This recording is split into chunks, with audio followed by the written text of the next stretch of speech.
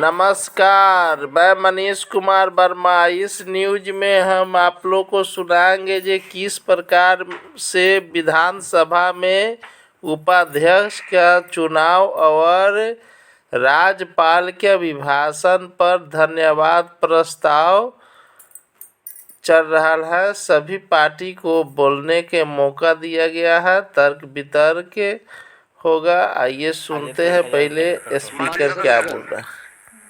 अब उपाध्यक्ष का निर्वाचन होगा।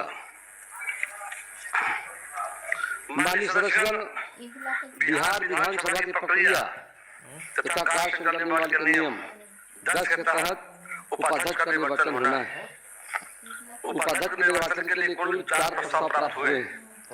सभी प्रस्ताव एक ही माननीय श्री नरेंद्र नारायण यादव को उपाध्यक्ष चुने जाने के संबंध में प्राप्त हुए हैं। पहले प्रस्ताव का प्रस्तावक माननीय मुख्यमंत्री श्री सम्राट चौधरी जी एवं अनुमोदनकर्ता माननीय मंत्री श्री विजय कुमार चौधरी जी। दूसरे प्रस्ताव के प्रस्तावक माननीय मुख्यमंत्री श्री विजय कुमार सिन्हा जी एवं अनुमोदनकर्ता श्री प्रफुल्ल कुमार मांझी सभी से हैं। तीसरे प्रस्ताव के प्रस्तावक माननीय मंत्री शंकर कुमार जी हैं एवं अनुमोदनकर्ता श्री विनोद नारायण झा जी सभी से हैं। तथा चौथे प्रस्ताव के प्रस्तावक श्री राजू तिवारी जी सभी से हैं एवं अनुमोदनकर्ता श्रीमती स्नेहलता सभी से हैं। माननीय सदस्यगण, सभी प्रस्ताव नियमानुकूल हैं। चूंकि श्री सम्राट चौधरी जी माननीय मुख्यमंत्री संबंधित प्रस्तावासन को पहले प्राप्त हुआ है, इसलिए मैं इन्हें प्राथमिकता देता हूँ। श्री सम्राट चौधरी जी माननीय मुख्यमंत्री अपना प्रस्ताव प्रस्तुत करें। अध्यक्ष महोदय, मैं प्रस्ताव करता हूं कि श्री नरेंद्र नारायण यादव 100 विधानसभा के उपाध्यक्ष चुने जाएं। श्री विजय कुमार चौधरी माननीय मंत्री जी से आग्रह। अध्यक्ष महोदय, मैं इस प्रस्ताव का अनुमोदन करता हूँ।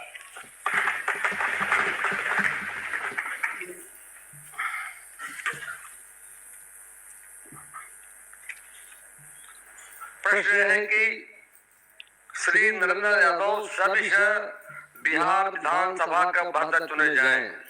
जो इस प्रस्ताव के पक्ष में है वो हाँ कहें, जो इस प्रस्ताव के पक्ष में ना कहें। मैं समझता हूँ कि पक्ष में बहुमत है, पक्ष में बहुमत है। प्रस्ताव सर्वसम्मति से स्वीकृत हुआ।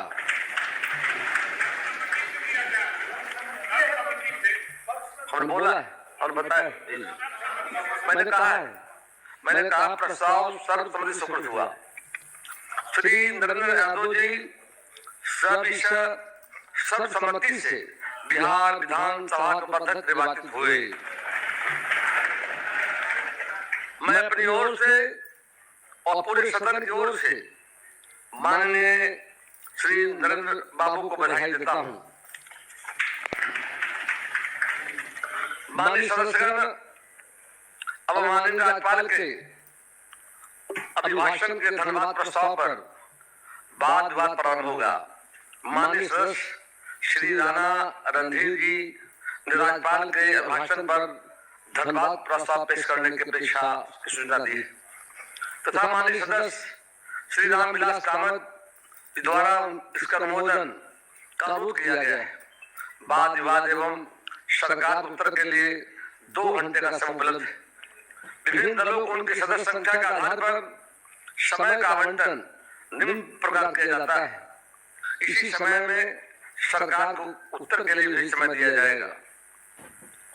Bharatiya Janata party 44 minute, Janata Dal you 42 minute,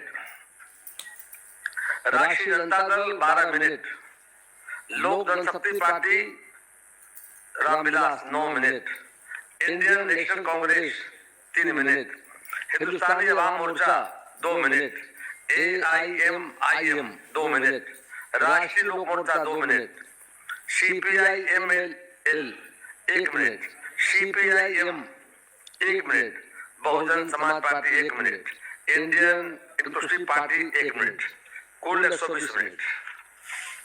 माननीय सदस्य श्री राणा रणधीर जी माननीय राज्यपाल के भाषण पर अपना धन्यवाद प्रस्ताव प्रस्तुत करें। अध्यक्ष महोदय, मैं प्रस्ताव करता हूं कि सदस्यगण इस अभिभाषण के लिए राज्यपाल के कृतज्ञ हैं। माननीय सदस्य श्री रामविलास कामत जी। अध्यक्ष महोदय, माननीय राज्यपाल के अभिभाषण पर श्री राणा रणधीर द्वारा प्रस्तुत धन्यवाद प्रस्ताव का मैं अनुमोदन करता हूं। माननीय सदस्यगण, माननीय राज्यपाल महोदय के अभिभाषण पर प्रस्तुत धन्यवाद प्रस्ताव पर माननीय नेता विरोधी दल श्री तेजस्वी प्रसाद यादव एवं श्री अख्तर उल इमान सब से संशोधन प्राप्त हुए हैं। माननीय सदस्य श्री राणा रणधीर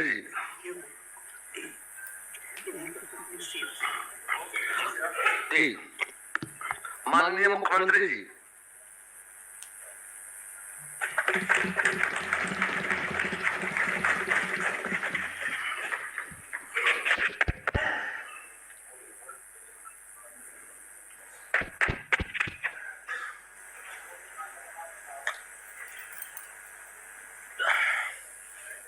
अध्यक्ष महोदय, मैं सबसे पहले नवगठित विधानसभा के पहले सत्र में चुनाव जीतकर आए सभी माननीय सदस्यों का हार्दिक अभिनंदन करता हूं और उन्हें बधाई देता हूं। बिहार विधान मंडल के दोनों सदनों के संयुक्त अधिवेशन में माननीय राज्यपाल महोदय का अभिभाषण हुआ। मैं बिहार विधानसभा के उन सभी माननीय सदस्यों को धन्यवाद देता हूं जिन्होंने माननीय राज्यपाल के अभिभाषण में भाग लिया।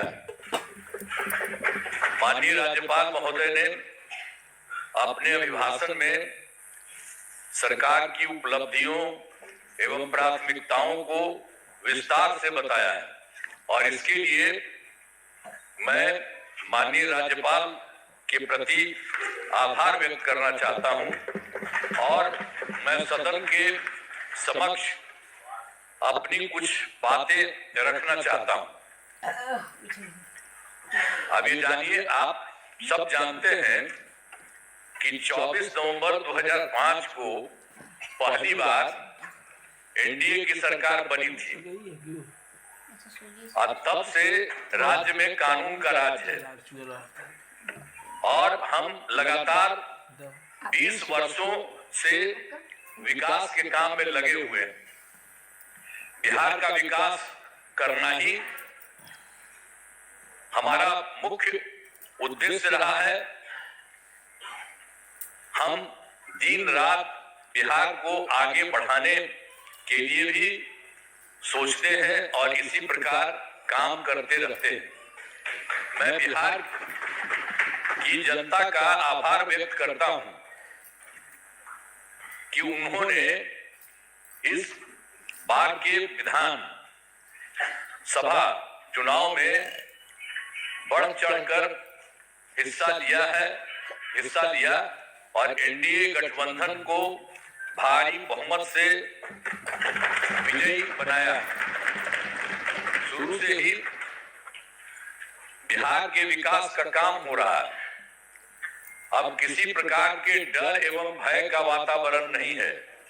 राज्य में प्रेम, भाईचारा एवं शांति का माहौल है। पहले कितना हिंदू मुस्लिम झगड़ा होता था, इसलिए वर्ष 2006 से ही कब्रिस्तानों की घेराबंदी शुरू की गई है। अब बड़े पैमाने पर कब्रिस्तानों की घेराबंदी की जा चुकी है। अब कोई झगड़ा झंझट नहीं होता है और वर्ष 2016 में 60 वर्ष से पुराने हिंदू मंदिरों की घेराबंदी की गई है, आज जिससे चोरी आदि की घटनाएं नहीं होती। ये सब काम करवाया गया जो भी था शुरू से ही।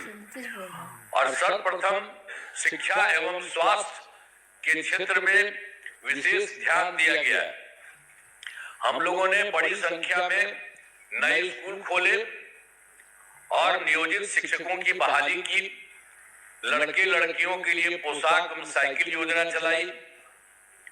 बिहार लोक सेवा आयोग द्वारा 2,58,000 सरकारी शिक्षकों की बहाली की गई और वर्ष 2006 में 3,58,000 नियोजित शिक्षक बने थे, जिसमें से बिहार लोक सेवा आयोग द्वारा 28,976 1976 सरकारी शिक्षक बन गए। और फिर सरकार ने तय किया है कि नियोजित शिक्षकों को बीपीएससी की परीक्षा देने की जरूरत नहीं है।